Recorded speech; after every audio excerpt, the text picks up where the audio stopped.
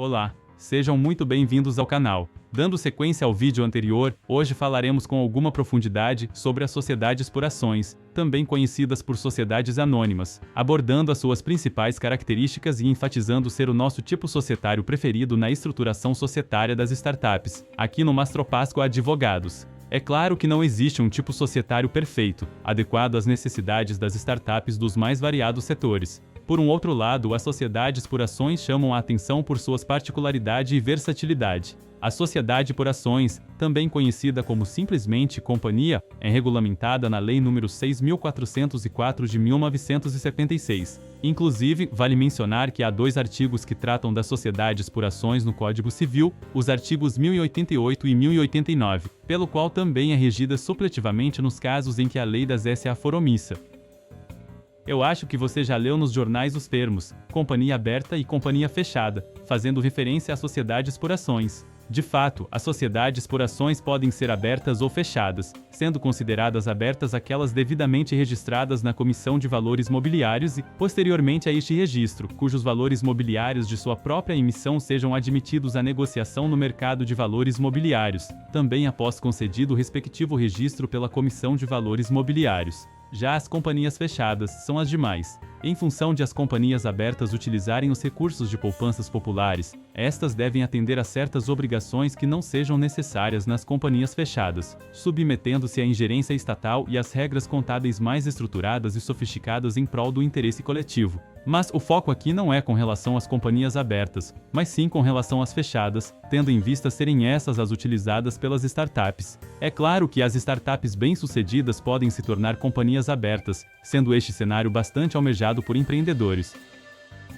O contrato pelo qual as companhias são regidas tem o nome de Estatuto Social e é registrado na Junta Comercial do Estado da sede social da companhia. Este contrato é equivalente ao contrato social das sociedades limitadas e, de igual maneira, é um instrumento no qual são estabelecidas questões como a denominação, objeto, sede social, capital social, os órgãos da companhia como Assembleia Geral, Conselho de Administração, optativo em algumas circunstâncias, diretoria e conselho fiscal, conforme aplicável, bem como suas atribuições, dentre outros pontos relevantes. Conforme recomendado nas sociedades limitadas, é válido utilizar-se do Estatuto Social para estabelecer não somente os seus elementos básicos, mas também o regramento de assuntos que os acionistas julguem importantes e queiram deixar desde já pré-estabelecidos, como, por exemplo, as regras de sucessão de acionistas falecidos. É importante frisar que há determinados temas que podem e devem ser objeto do acordo de acionistas, visando melhor regular a relação entre os sócios. Embora a abordagem de algumas questões que são tratadas, eventualmente em acordo de acionistas esteja prevista legalmente, como o regramento para a negociação de ações, o exercício do direito de voto e o poder de controle, em relação aos quais os acionistas poderão promover a execução específica, desde que o acordo de acionistas esteja arquivado na sede da companhia.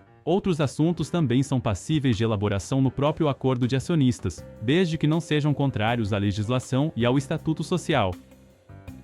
Vale destacar uma particularidade do Estatuto Social. Neste, ao contrário do que ocorre no contrato social, não há a descrição da composição societária da companhia. Enquanto na sociedade limitada há em princípio a feição pessoal, as sociedades por ações são, via de regra, caracterizadas como sociedades de capital, sendo que em companhias de médio e grande porte não é incomum que os acionistas nem conheçam uns aos outros. Desta forma, nas companhias fechadas a composição societária é registrada em livro próprio, denominado Livro de Registro de Ações Nominativas, e as transferências de ações são registradas no Livro de Transferência de Ações Nominativas. Hoje em dia, há medidas menos burocráticas, mais ágeis, impulsionadas por legislações como a Lei de Liberdade Econômica e o Marco Legal das Startups, por meio do fomento à implementação de um cenário cada vez mais propício e seguro às transações empresariais, tanto para empreendedores como para investidores. Nesse contexto, uma prática da rotina societária que foi modernizada foi o formato dos livros societários. Tradicionalmente eram físicos e manuais, no entanto,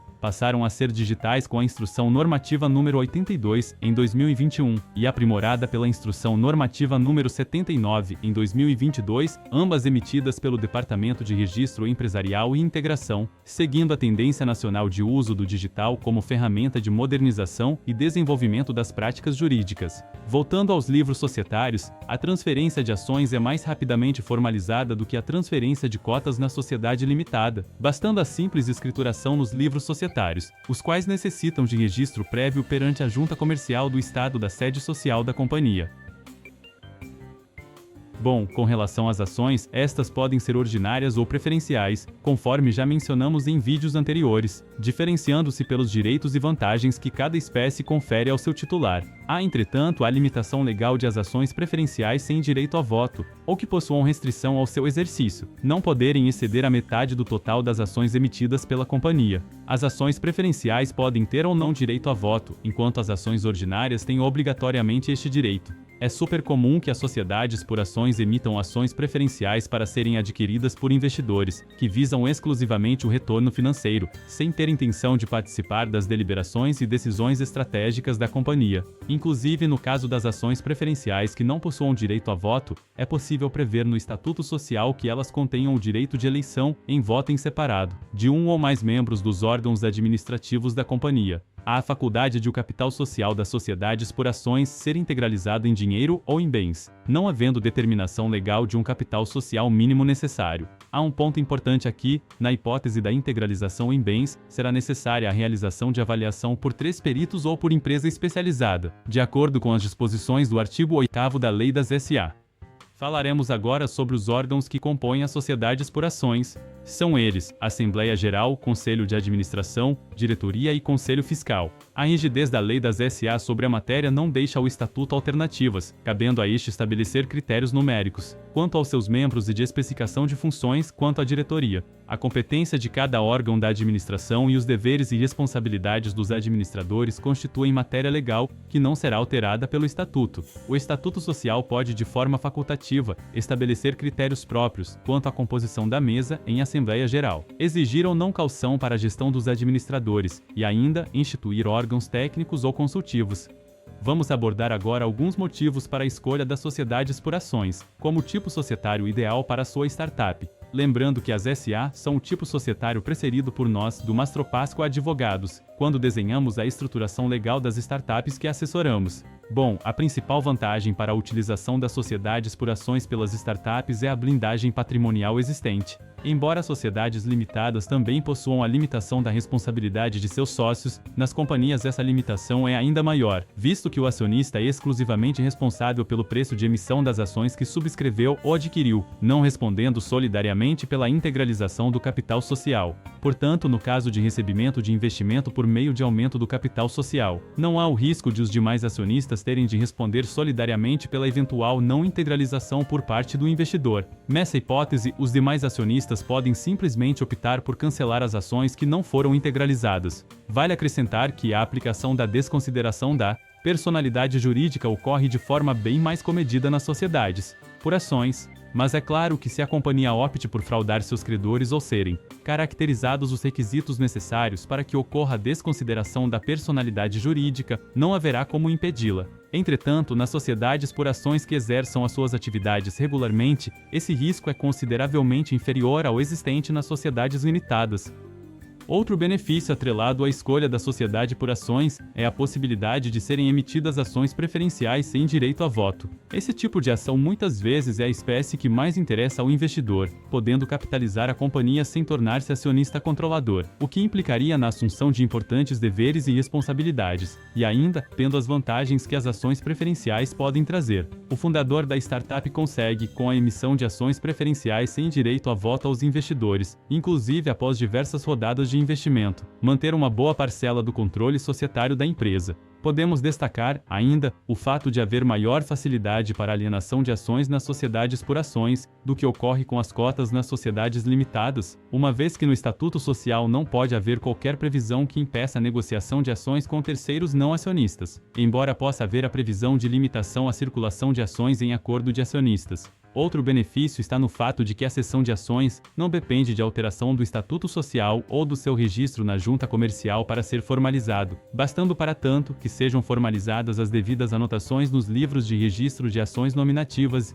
de transferência de ações da companhia, como já informamos anteriormente, trazendo uma considerável celeridade para a mudança de titularidade das ações. Conforme já mencionamos em vídeos anteriores, as startups estruturadas na forma de sociedades por ações, por expressa previsão legal, não podem optar pelo regime tributário do Simples Nacional, o qual é amplamente utilizado por startups, principalmente em suas fases mais iniciais, e que pode trazer grandes benefícios econômicos na forma de redução de tributos. Também é importante mencionar que a manutenção de uma sociedade por ações demanda uma dedicação maior de tempo e, muitas vezes, um investimento em uma contabilidade mais especializada, para que haja o cumprimento de determinadas exigências que não existem nas sociedades limitadas, como a elaboração de balanço patrimonial, demonstração de lucros ou prejuízos acumulados e demonstração do resultado do exercício. Há a necessidade de provisionar os gastos inerentes às companhias, advindos do atendimento das regras de publicações de convocações assembleares, bem como de documentos como relatórios da administração sobre os negócios sociais e cópias das demonstrações financeiras, dentre outros, as quais, entretanto, podem em certos casos ser substituídas por formas menos custosas e mais simples. Em resumo, constituir sua startup sob a forma de sociedade por ações oferece uma combinação de proteção patrimonial, possibilidades de captação de recursos e flexibilidade na gestão. Se você está pensando em empreender, essas são considerações fundamentais. Adicionalmente à lei das SA, vale mencionar também o marco legal das startups, no qual elenca condições especiais que favoreçam a criação e o desenvolvimento das startups. A possibilidade de agilidade em registros e processos é uma vantagem importante para quem deseja inovar rapidamente no mercado. Ainda, a Lei da Liberdade Econômica complementa esse panorama, garantindo menos burocracia e maior autonomia para as empresas. Aqui destacamos a possibilidade de se estabelecer regras internas que flexibilizem a gestão do negócio. Bom, se você gostou desse conteúdo, não esqueça de curtir, se inscrever no canal e ativar as notificações para não perder os próximos vídeos. Deixe suas dúvidas e comentários abaixo. Até a próxima e bons negócios!